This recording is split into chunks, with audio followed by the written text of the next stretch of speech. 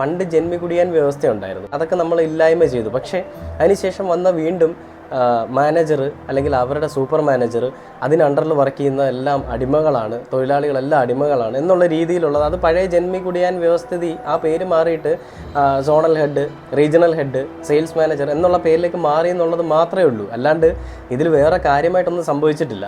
അപ്പോൾ തൊഴിലിടങ്ങളിൽ ഈ പറയുന്ന തൊഴിലാളികൾക്ക് ചോദിക്കാനായിട്ട് സംഘടനയില്ല. സത്യം പറഞ്ഞാൽ ഒരു കോൺട്രാക്റ്റ് ബേസിൽ വർക്ക് ചെയ്യുന്നൊരു തൊഴിലാളി അയാളുടെ മാനേജർ എന്ത് പറയുന്നു, ആ മാനേജർ പറയുന്നത് ഈ പറയുന്ന കോൺട്രാക്റ്റിൻ്റെ ഹെഡിലിരിക്കുന്ന ആളുകൾ അംഗീകരിക്കുകയുള്ളൂ.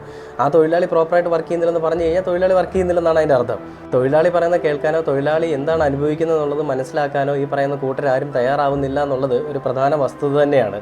അപ്പോൾ ഞാൻ ആ വാർത്ത ഒന്ന് പ്ലേ ചെയ്യാം.